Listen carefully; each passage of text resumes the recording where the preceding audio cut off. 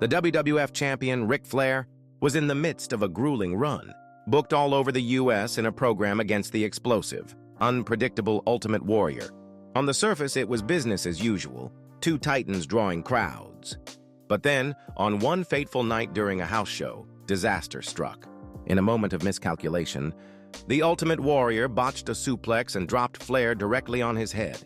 Flair later recounted the aftermath, the dizziness, the disorientation, the overwhelming sense that he might collapse right there in the ring.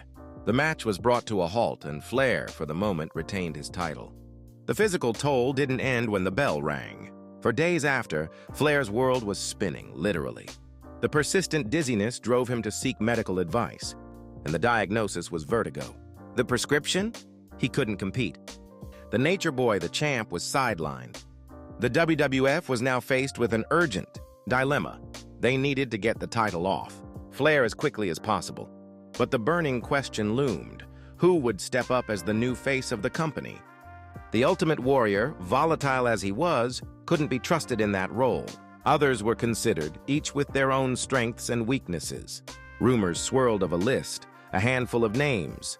Scrawled onto paper, candidates for the championship.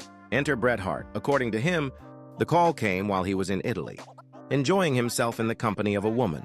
From Italy to Saskatoon, Saskatchewan, he made the long journey, arriving at the arena with no inkling of what was about to unfold.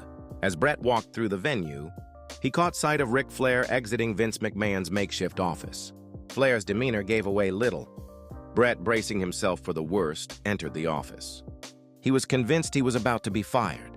His impromptu Italian escapade seemingly a breach of company approval, but Vince McMahon had other plans. With his signature mix of gravitas and pragmatism, Vince delivered the news that would forever change Bret Hart's career. He was going to be the new WWF champion. In that moment, Bret Hart's world shifted. The Hitman was no longer just a technician, a fan favorite, or a reliable presence in the ring. He was about to become the face of the World Wrestling Federation, seizing the title and the responsibility that came with it.